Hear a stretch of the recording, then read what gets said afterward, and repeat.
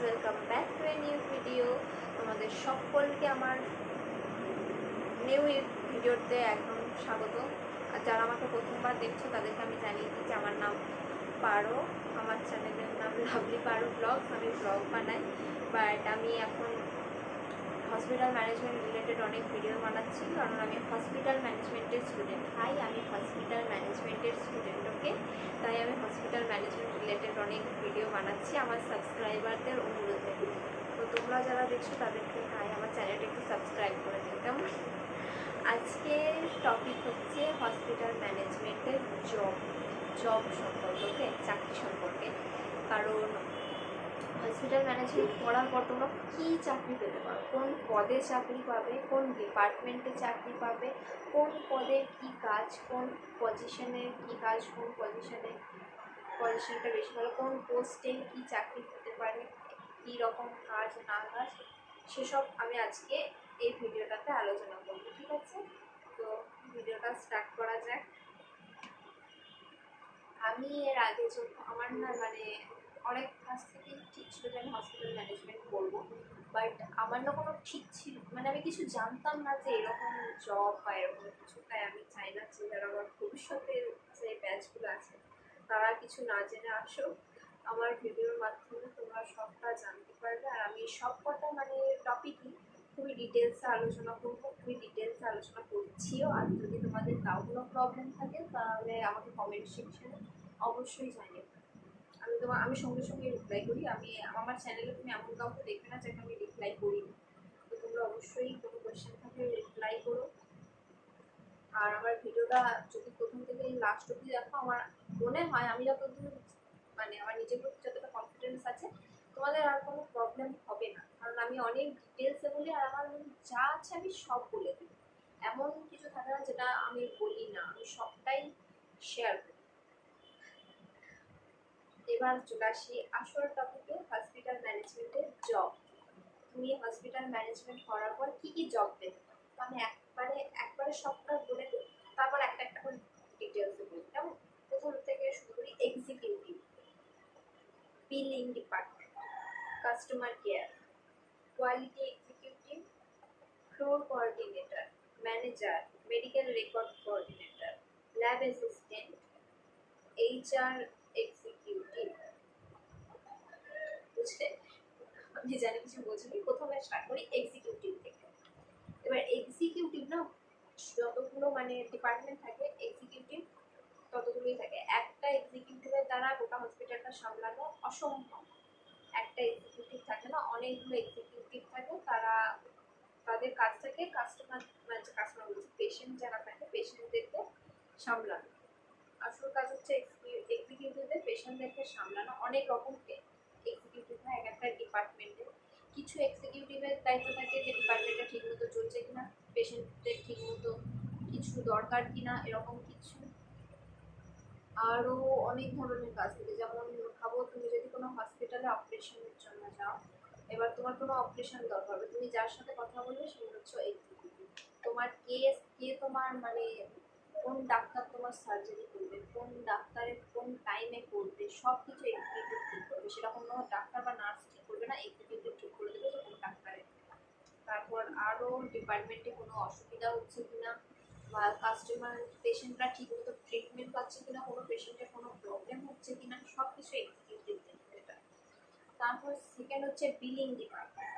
Billing department হচ্ছে তোমার হয়তো অপারেশন হলো বা কিছু একটা হলো, এবার সেটা তোমাকে তো পে করতে হবে।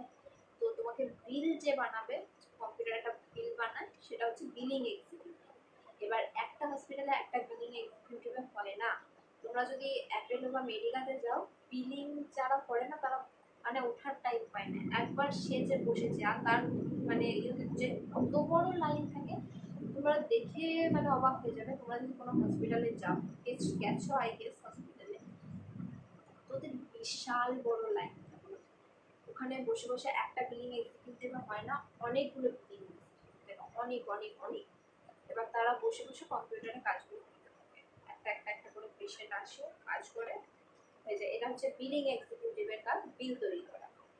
এবার হচ্ছে কাস্টমার কেয়ার। কাস্টমার কেয়ারের মধ্যে পড়ছে receptionist, may I help you মে। রিসেপশনে যেগুলো বসে সেগুলো হচ্ছে কাস্টমার কেয়ার। ওই জবটা তুমি পেতে পারো রিসেপশনে, কাস্টমার কেয়ার বা may I help you, may I help you যদি তোমার কোনো প্রবলেম থাকে, তুমি যদি কোনো ডিপার্টমেন্ট খুঁজে না পাও বা হয়তো কোন ডাক্তার কোথায় আসবে না বসবে কখন স্টার্ট হবে তুমি কিছু হয়তো জানো না, তুমি মে আই হেল্প ইউ ডেস্কে গেলে তোমাকে সেগুলো সব বুঝিয়ে দেবে, কোনটাতে কত খরচা হতে পারে, কোন অপারেশনে কোনটা তোমার জন্য ভালো হতে পারে, কোন ডাক্তার কোন সব কিছু may I help you desk থেকে হয়ে যাবে।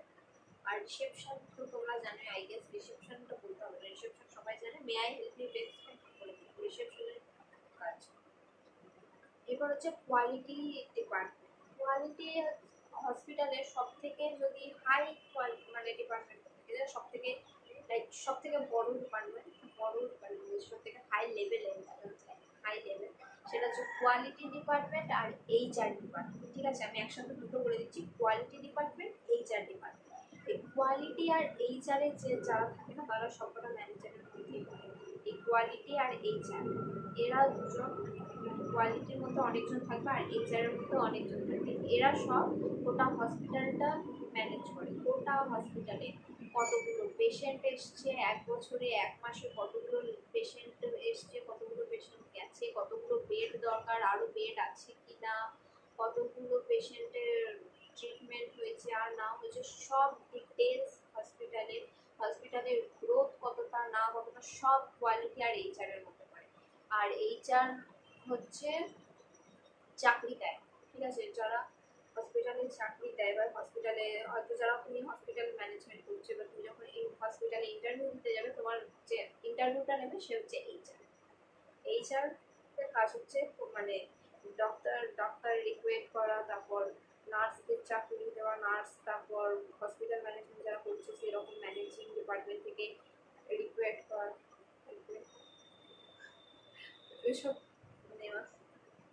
কোয়ালিটি আর এইচআরের কাজ হচ্ছে এটা, কতজন ডাক্তার দরকার, কতগুলো নার্স দরকার, নার্সের কমতি আছে কিনা, ডাক্তারের কমতি আছে কিনা, এগুলো সব নিয়ে ডাক্তার বা নার্সের চাকরি দেওয়া বা চাকরির যারা ইন্টারভিউ নেয় হসপিটালের মধ্যে তারা হচ্ছে এইচআর আর কোয়ালিটি।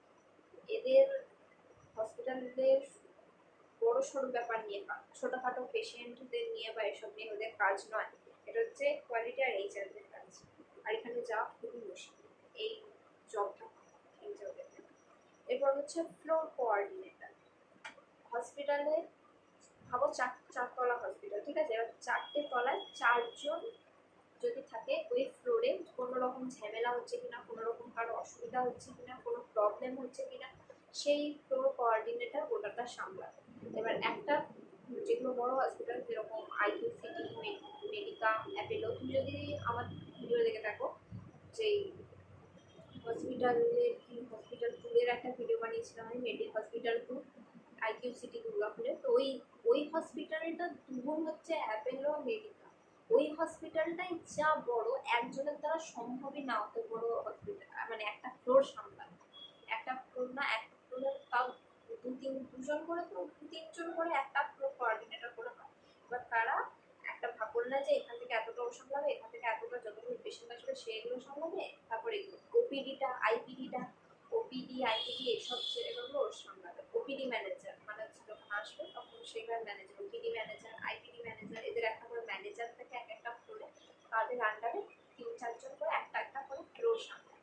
কারণ যদি অ্যাপেলো বা মেডিকা আইকিউসিটি যদি দেখে থাকো না, তো বিশাল বড়, বিশাল বড়, সামলানো অসম্ভব। এই তো একটা ঘরের মতো না, একদম সে এত বড়, এখান থেকে অফিস যেতে গেলে আমরা 100 মিটার গ্রাম হতে হবে, এত বড় বড় হসপিটালগুলো। তো ওখানে একটা ফ্লোর কোঅর্ডিনেটরের কাজ হয়। এরপর হচ্ছে medical record department. Medical record হচ্ছে এখানে সব রকম মেডিকেল রেকর্ড থাকে, এটা হচ্ছে পুরোপুরি ফাইল নিয়ে কাজ। এইখানে যে কাজ করে মেডিকেল রেকর্ডে, তো মেডিকেল রেকর্ডে যে কাজ করবে তার পেশেন্টদের সাথে কোনো যোগাযোগ থাকবে না, তার পেশেন্টদের সাথে সেরকম কিছু হবে না। পেশেন্ট এখানে সব রকম ফাইল থাকবে। ভাবো 5 বছর আগে কোনো একটা অপারেশন হয়েছিল একটা মানুষ, সেই মানুষটাকে নিয়ে যদি এখন কোনো প্রবলেম হয়, এবার থানা পুলিশ থেকে কেউ হয়তো এলাম, সে যদি ডিটেলস চায় তো মেডিকেল রেকর্ড ডিপার্টমেন্ট থেকে কিন্তু তার পুরো ডিটেলসটা পাওয়া যাবে, যে এই মানুষটার এই হয়েছিল হ্যাঁ হ্যাঁ। যেখানে 1 লাখের ওপর মানুষ এক বছরে আসে, সেখানে কিন্তু 5 বছর আগে কে এসেছিল সে একটা মানুষের পুরো ডিটেলস পাওয়া যায়। হয়তো তোমরা সিআইডি টিআইডি দেখেছো, সেখানে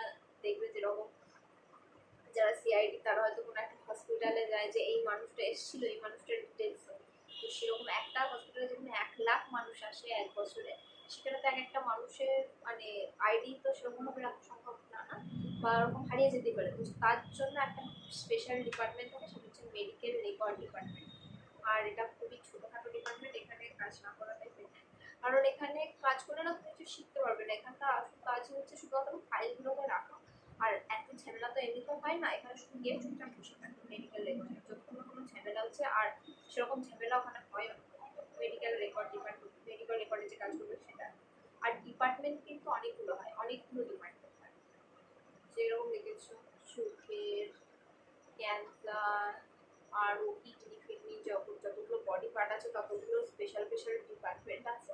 তো সবকটা ডিপার্টমেন্টে স্পেশাল করে এক্সিকিউটিভ থাকে, আরও অনেক কিছু থাকে।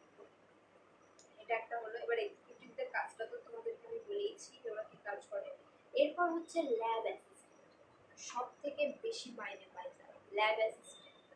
ল্যাব অ্যাসিস্ট্যান্ট হচ্ছে যখন ল্যাবে কোনো টেস্ট করালো, এবার সেই রিপোর্ট যখন আসবে ওই রিপোর্টটা তোমাকে বানাতে হবে।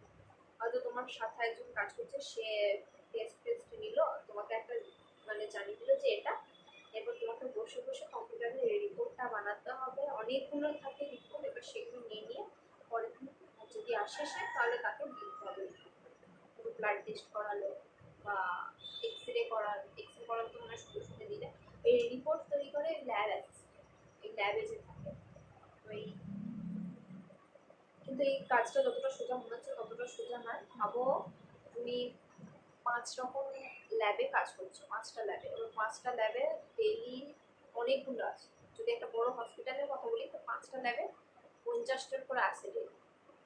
এবার সেরকম হলে অতগুলো ফাইল, অতগুলো মানে যেগুলো থাকে, অত কিছু রিপোর্ট তৈরি করা, রিপোর্টগুলো মানে ঠিকঠাক মানুষকে দেওয়া। একই মানুষের দুটো করে মানে দুটো নামের একই মানুষ থাকতে পারে, কিন্তু সেখানে একটা করে কোড থাকে, একটা করে পেশেন্ট কোড থাকে, ওই পেশেন্ট কোড দিতে হয়, নাম দিতে হয় না। মানে ওই কোডটা যদি ঠিকঠাক লেখা, তারপর ভুলভাল হলে তো গেলই।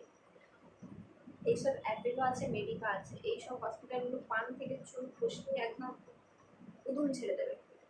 তো এই ল্যাব অ্যাসিস্ট্যান্টের কাজটা খুবই রিস্কের কাজ, আর এটা সব থেকে বেশি মাইনে দেয়। এটা আমি স্যালারি, যে ভিডিওটা বানাবো একটা স্যালারি নিয়ে ভিডিও হবে, যে এক একজনের কতটা স্যালারি হতে পারে, সরকারি স্যালারি হয়। তো সেই ভিডিওটাতে আমি তোমাদেরকে স্যালারি হিসেবে বলবো যে এই পোস্টের কী কী স্যালারি হয়, যতগুলো পোস্ট বললাম তার কী স্যালারি হয়, কতটা বাড়তে পারে না পারে, সেগুলো নিয়ে আমি একটা আলাদা স্যালারি ভিডিও বানাবো। আর আজকে ছিল এটাই, এইটুকুই। এতগুলো জব হয়। এবার এই যতগুলো বললাম না, এগুলো মনে হয় 100টা করে পদ থাকে একটা যদি বড় হসপিটালের আমি কথা বলি, অনেকগুলো হয়। এক্সিকিউটিভ তো মানে কত এক্সিকিউটিভ তো তোমাদেরকে আমি বলে বোঝাতে পারবো না। Billing, customer care, quality, HR, floor, medical record, lab assistant, HR executive, এতগুলো হয়, এতগুলো পোস্টিং হয়। আর কোন পোস্টে কী কাজ হয় আমি সেগুলো তোমাদেরকে বলে দিলাম। তো আশা করি তোমাদের ভিডিওটা ভালো লাগলো, আর তোমাদের কাছে ক্লিয়ার হলো যে হসপিটাল ম্যানেজমেন্ট করার পর তোমরা কী জব পেতে পারো, কোন পোস্টে, আর তার কী কাজ। কাজটা এবার তোমরা বুঝে নাও, কাজটা সহজ না শক্ত। যাই হোক, তোমাদের যদি ভিডিওটা ভালো লেগে থাকে তো অবশ্যই লাইক, শেয়ার এবং সাবস্ক্রাইব করবো। আমি এর পরের ভিডিওতে স্যালারি নিয়ে ডিসকাস করবো, যে এই যতগুলো পদ বললাম তার পোস্টে কোন পোস্টে কত স্যালারি হয়। তো সেই নিয়ে আমি আর একটা ভিডিও বানাবো পরে। তো আপাতত এই ভিডিওটাই, tata, bye bye. Like, share এবং সাবস্ক্রাইব।